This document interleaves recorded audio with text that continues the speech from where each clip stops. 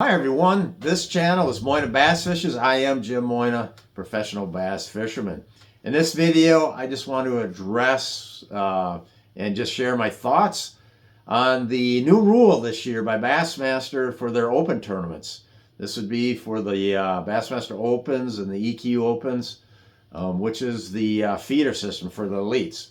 So for many years, they've always had CoAnglers. Well, what they've done this year is they eliminated the CoAngler.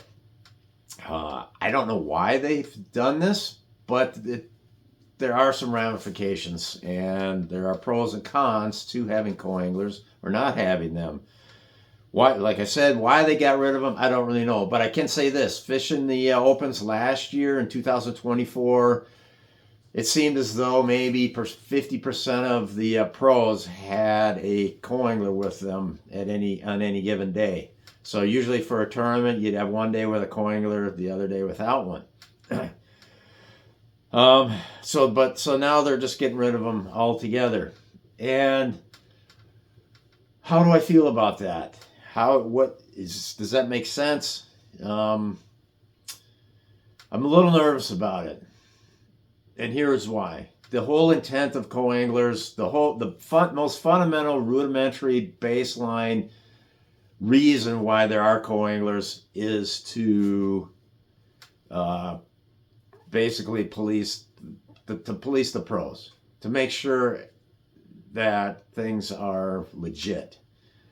And now you take that away. Now each pro will be going out by themselves.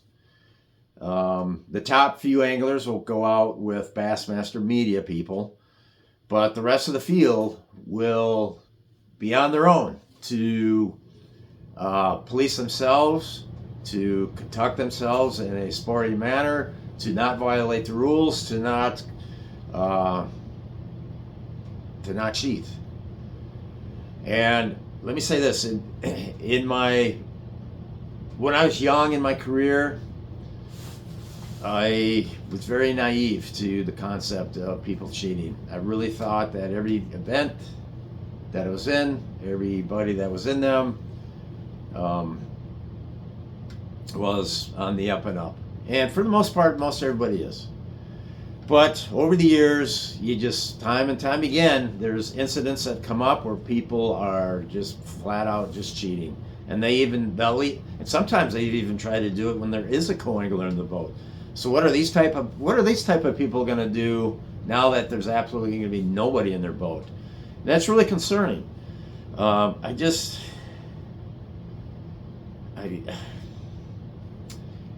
know that there's going to be guys. I'm gonna be knocked down a few places in some tournaments. Maybe it's just one place, but that's enough. I don't want to go down more than one place. One place can mean a lot in some cases. So just because some guy just went a little bit too far, too deep beyond the gray area into the black area where you're not supposed to be doing that. It's just guys it's upon guys now to turn themselves in when they do something wrong. And it's just, and then you're just going to look what goes down in certain terms. Now, if you get to the elites,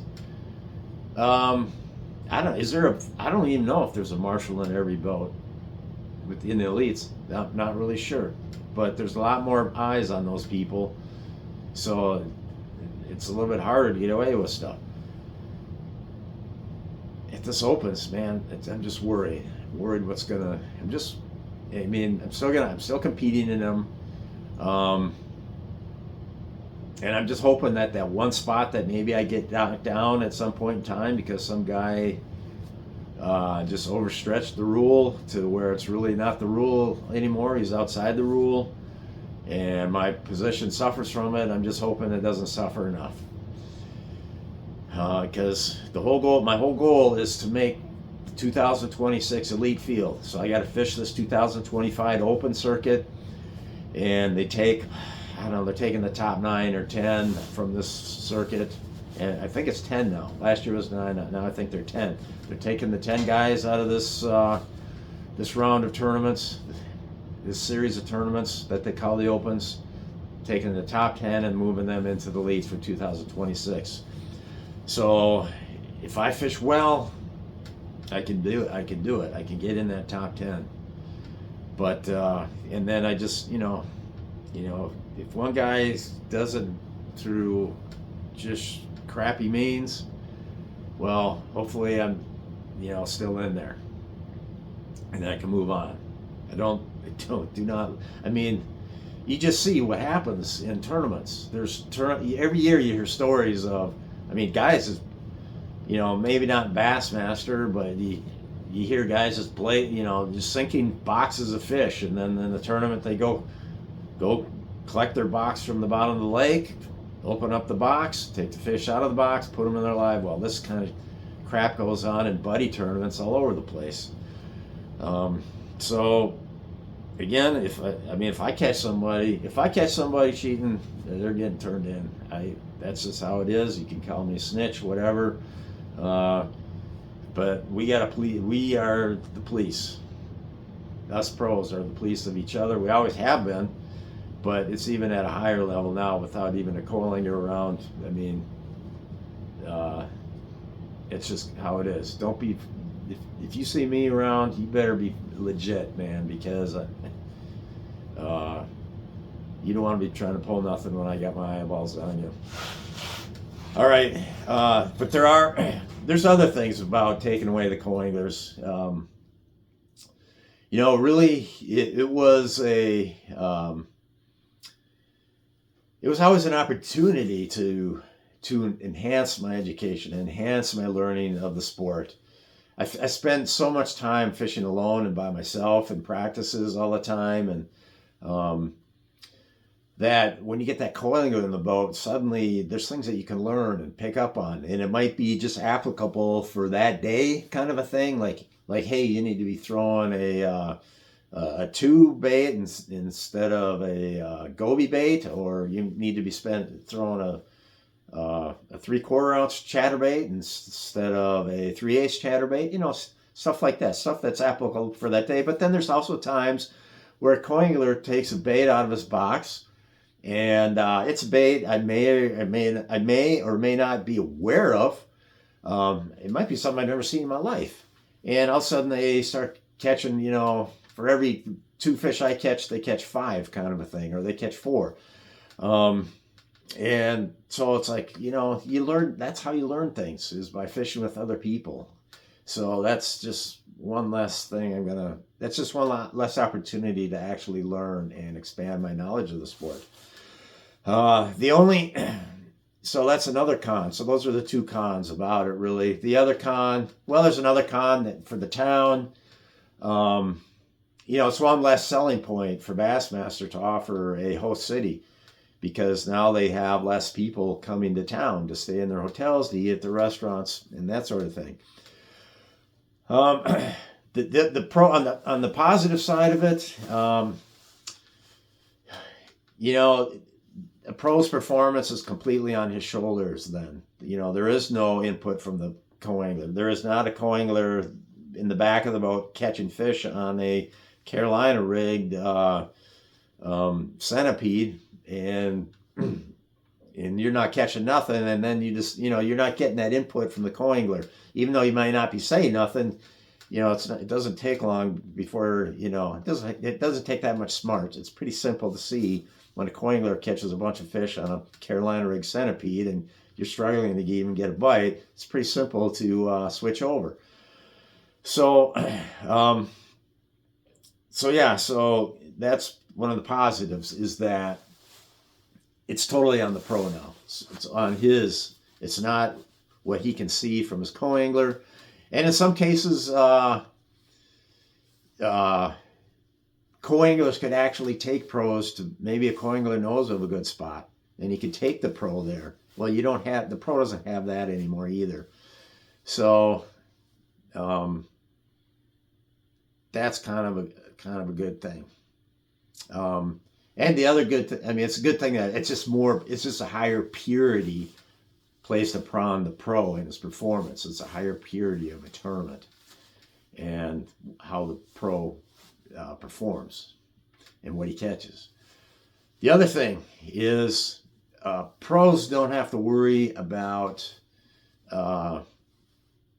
really aggressive coanglers throwing over their lines, throwing to targets that perhaps a pro is going to throw at that target, and then all of a sudden, zip, the coangler has got his bait there before you do. That, believe it or not, that has not been that big of a problem for me in recent years. I think coanglers, the coanglers that have been getting in my boat have been super good about things, super respectful. I mean, I'll fish all day without even crossing lines with a lot of these guys. And if a guy makes a cast and I say, I mean, and I might say something like, hey, I was going to rotate the boat that way and cast over this direction. I mean, they'll immediately pull their baits out of the water. And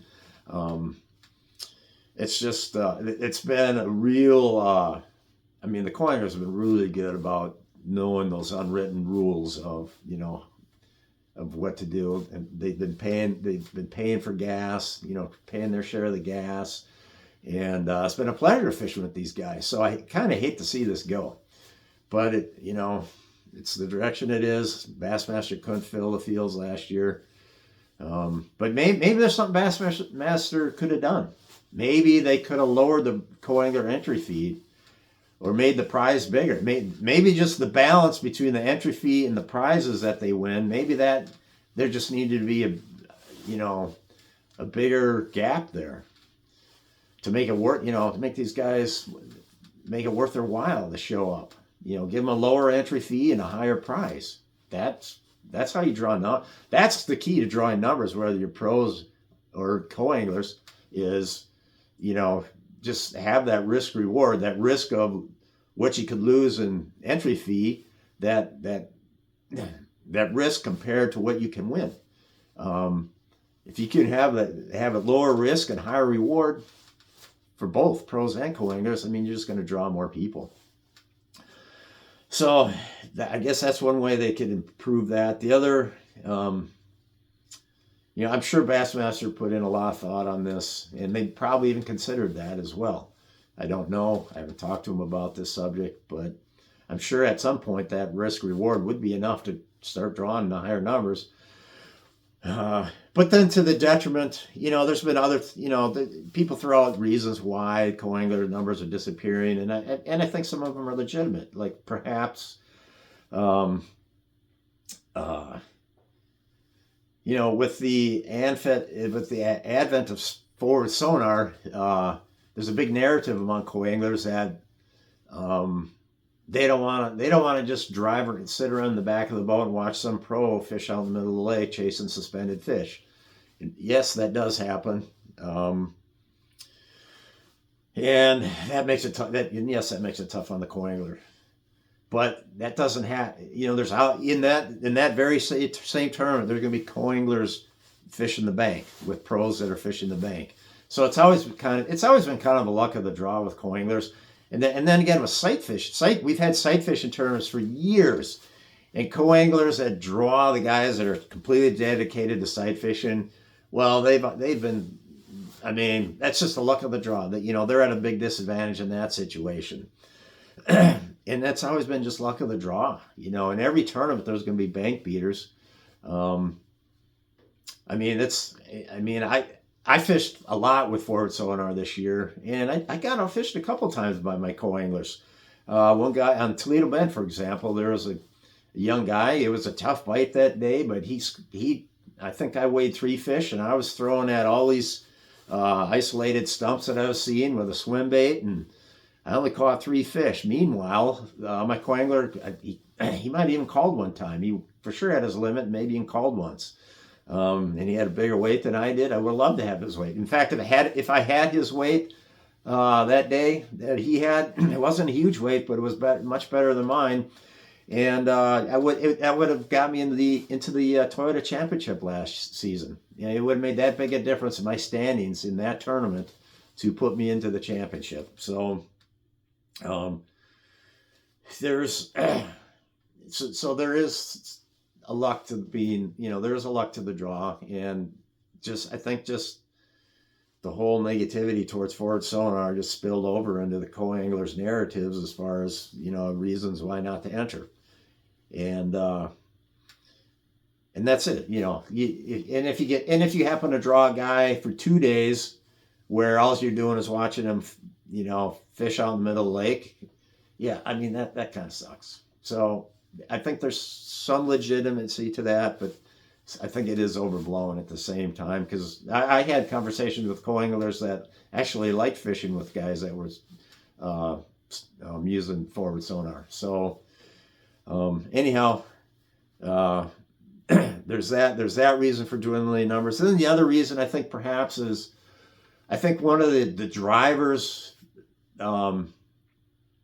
that pushed that motivated CoAnglers to sign up as CoAnglers was that you could actually get in a boat with a pro and see firsthand how one of these pros fishes.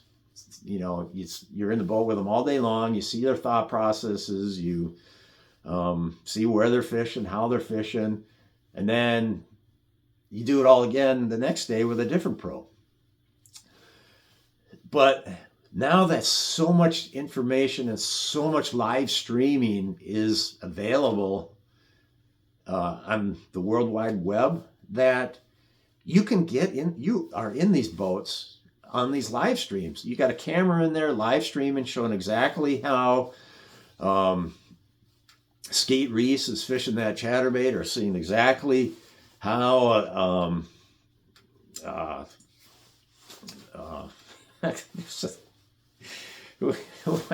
Seth Fighter. See exactly how Seth Fighter's, you know, working that jig. I mean, you don't have to sign up to be a CoAngler to see this stuff. Plus, there's so many how-to channels out there on fishing that, you know, you can go to Randy Blockett's channel. He's giving away his secrets. You can go to Matt Stefan's. He's giving away secrets. You can go to Sonar's channel. Miles Berghoff, you can go to his channel. He's giving away all kinds of secrets, and along with a whole bunch of other people, including myself. I talk about how I catch my fish in tournaments, and there's some things that I'd rather not talk about, but they end up in the video. So that's the reason why CoAnglers that's another reason why they're, you know, disappearing. So there might be other reasons that I don't know of, I'm not aware of. I've never fished as a CoAngler, never was a CoAngler. The whole concept of being a CoAngler came about after I had already become a pro. So I don't know what other reasons there would be. Only they know. So anyhow, so just, you know, just to sum this up, yes, I guess I prefer to see CoAnglers in these tournaments with the Bass Opens. I like the fact that they were limited to a 3-fish limit. I did like that fact because it just helped with fish care. You know, it's easier to take care of 8 fish in the live well system instead of 10. So I did like that. But I don't know. I'll just miss the opportunities. Hopefully I can get into some Toyota Series tournaments this year. They still have CoAnglers. And it's nice, you know, it is nice to fish alone, but like we already went through that. So, and it's nice to mix it up. I do like doing some CoAngler tournaments through the year. I like to see what other guys doing to catch fish, because a lot of these CoAnglers are really smart, and they show up and they're there for 3-4 days fishing with one of the other pros. And so when I see when I have a CoAngler that gets in my boat that practiced the whole time with some other big name pro, and I take a look at what they got tied on, and I may not say nothing, but I'll look. You know, okay, he's such and such fished with, you know, such and such pro. I mean, I'm like, okay, that's what he's got tied on for moving baits. That's what he's got tied on for slow moving baits. So it's just another level of potential to learn. All right, that's enough for this video. I can't believe it went on for 20 minutes, but because I was kind of struggling. What am I going to talk about for 20 minutes? Or what am I going to talk about for 10 minutes on CoAnglers, or 5 minutes? But here we are, 20 minutes later. Thanks for watching the channel. See you next time. Over and out.